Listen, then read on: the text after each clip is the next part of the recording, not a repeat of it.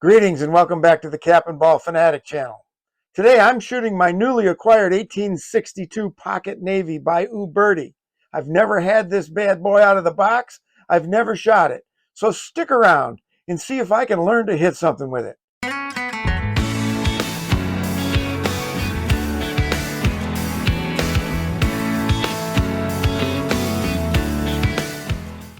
Okay, before we get out to the range, I want to talk for a minute about the 1862 Pocket Navy that we're shooting today. Like I said, it's the first time I've had it out of the box. So what you're going to see are first loads, first shots, as I go through the process of trying to sight this revolver in from about 15 yards at first. So that's what's coming. What I want to do is, without doing a full history of this thing, I want to talk a little bit about where this gun come from. Colt decided in the late 1850s, early 1860s, he wanted to build off the popularity of the 1849 pocket model, which of course was the biggest selling Colt revolver of the era. And he wanted to also build off the popularity of the second biggest Colt revolver seller, which is the 1851 Navy. And out of those two things came a light, concealable, self-protection gun with a 6.5 barrel that looks exactly like its big brother, the 51 Colt Navy. It's just a shrunk 1851 Colt Navy. It's shrunk down from almost 3 pounds down to about 1.5 pounds. It's got a narrow grip, narrow handle, 6.5-inch barrel. It's built on a 31 caliber frame, so I don't know if you can tell, the cylinder's rebated to allow for the larger 36 caliber load, and there's a notch cut in the frame to allow that to spin, and they put the 36 caliber forcing cone and barrel on it. And it was designed for personal protection. So it's light enough and small enough that it could be concealed, it can be hidden. And really what it was designed for was 10, 12 yards and under.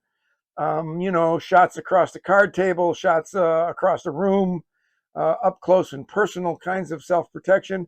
But unlike the 31 caliber that didn't have tremendous stopping power, this light piece had 36 caliber stopping power at close range. So, like I say, I've never shot it. We're going to take it out to the range and we're going to see how we do. What you're going to see is me going through the process of sighting this in. We're going to start at about 15 yards and we'll see if we have to move closer or if we get to move back a little bit.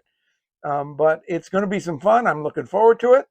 So stick around to the end. I'm going to go through the things I liked about it, the struggles I had with it.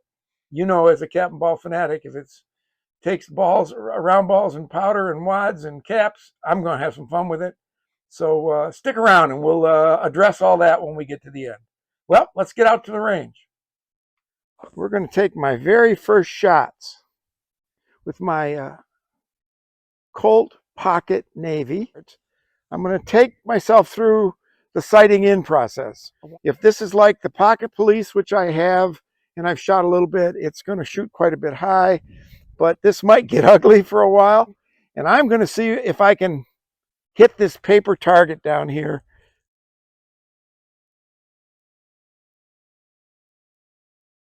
Here we go.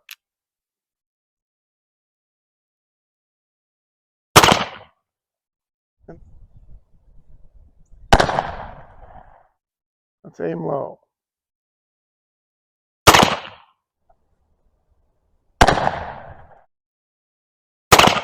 Ah, yeah, there we go.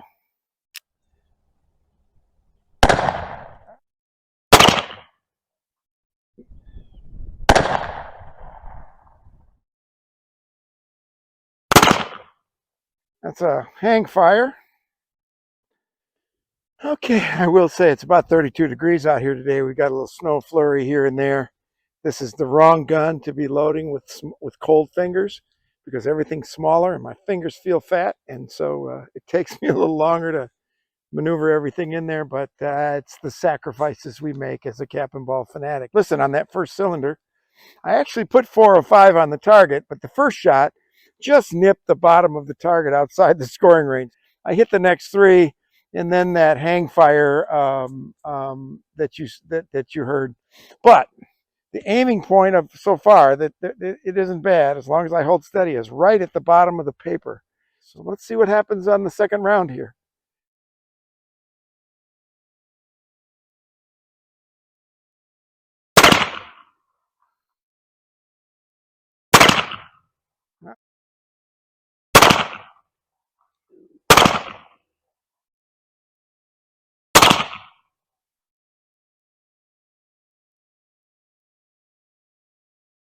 So here's cylinder 3, 5 shots. Let's see what happens. And I turn the target camera on this time.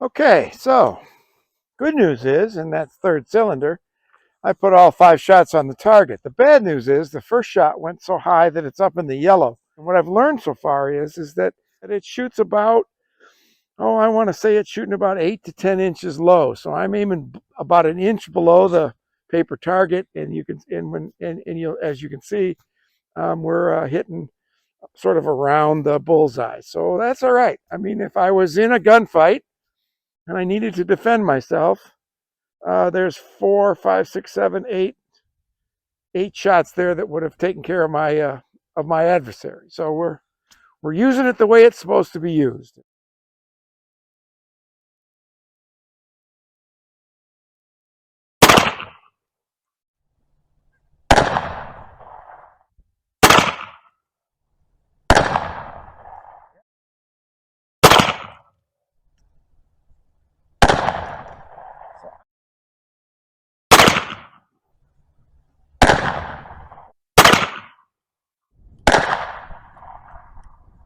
In 2 cylinders, I found the point of aim. What I thought, my guess was I found the point of aim. The 3rd cylinder began to prove it, and the 4th cylinder here just proved it. So it's taken me about 20 shots to figure out where I have to aim this thing in order to be accurate with it.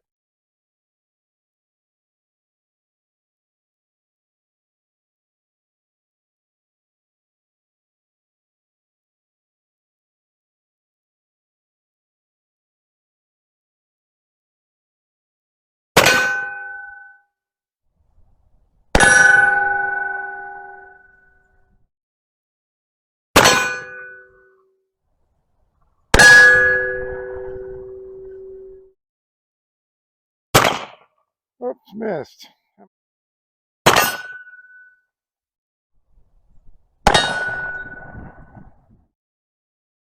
Big yellow.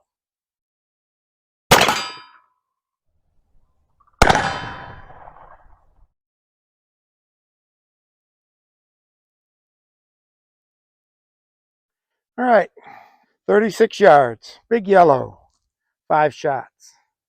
Let's see if we can make it happen.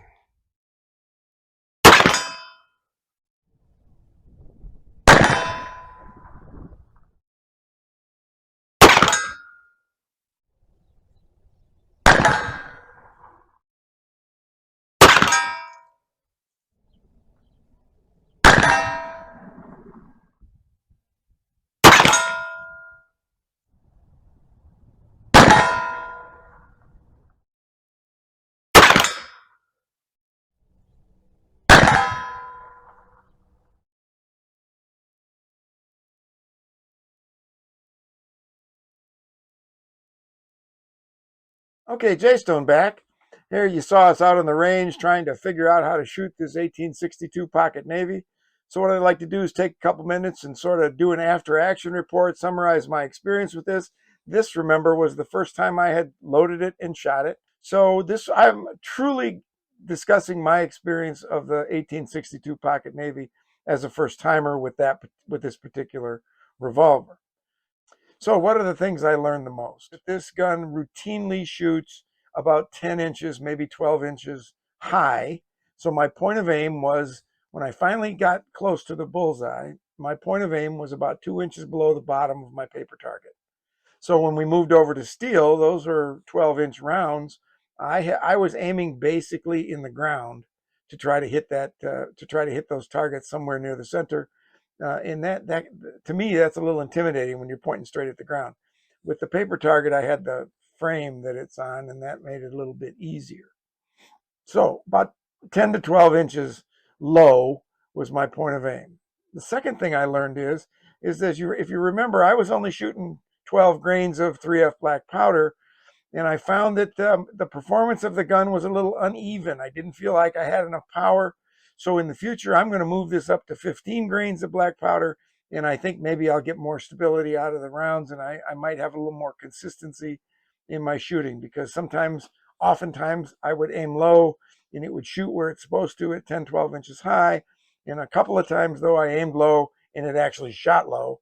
And I'm not sure if that's the differences in the powder charge. I'm not sure what that is, but we're going to figure that out. So the next time around, I've learned that I'm going to up my powder charge just a little bit and see what happens. The third thing I had that doesn't show up an awful lot on the video. My experience with the Pocket Police when I first got it was, and anything that's small like this, is that the blowback of the charge through the nipples onto the spent caps is somewhat significant, and that cap jams became a significant problem. And I have on the Pocket Police changed those nipples out, which has largely eliminated the cap jam problem. Well, I didn't go through the process in this video. I edited some of this out, but as the gun started to get fouled up a little bit, I had cap jams on a couple of cylinders almost every other shot. So I have since ordered a set of Slix Shot Nipples for this particular revolver. I'm waiting for them now. And then I'll go out and test it again and see if that helps out. It helped out with the Pocket Police. It has helped out on a couple other guns where I have cap jams. And as I've said in other videos, I really tend to shoot the stock nipples because I don't get a lot of cap jams with the stock nipples. But on these pocket models, they seem to be significant. So another thing that I struggled with, and I mentioned this early on, was the lightness and the size of the handgun. I found that it took some getting used to in the hold of the revolver. Let me show you. It took some getting used to shoot such a narrow, and I think the narrowness of the frame in my hand was even more significant than the weight. But it took some getting used to holding that thing out one-handed and realizing that at a gun this light, that any jiggle, any movement, any lack of follow through with the shot, and I had some instances of that where I kept going high when I was aiming low, but you'll see on those targets, some of the rounds kept hitting real high on the target. That's a function of not following through and not holding all the way through the shot. And that's a problem for me. That's something I work on all the time anyways. I guess I watch too many Westerns where they go pow, pew, pew like that. But it's something that I work on consistently because it's a large part of shooter accuracy, is the ability to stand there after you pull the trigger and hold that through so that you make sure you don't move the gun before the round ball exits the barrel. So it's an issue for me one way or the other. But on this light gun, I found that it was even more significant of an issue that I had to actually focus my mind on and think about holding that shot. The lightness of it takes some getting used to. It took me all of this shooting to start feel like I was getting a little bit used to it, although I'm not claiming at all that I am. We'll see what happens when I go back out and do it again. In the end, those are the things that I learned about this pocket models, right? These are the things that if you're going to get one, if you're thinking about buying one and having one in your collection, those are the things going into it you ought to think about, right? Which is point of aim is low. They all shoot a little bit high. Now, if you want to doctor your target, your front sight, that's fine. I don't do that.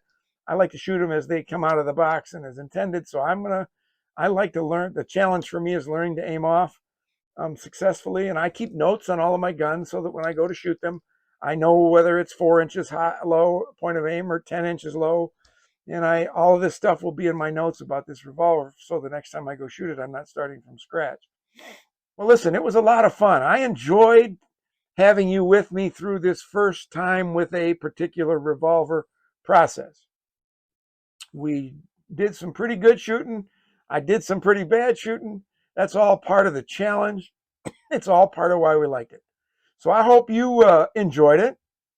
Please, if you did, hit that thumbs up button. If you haven't subscribed to our channel yet, please consider doing so. If you have any questions or comments, please send them along. I love answering viewer questions and responding to comments. That to me is an awful lot of part of the fun of this. Share our videos if you feel like it with your friends and on social media.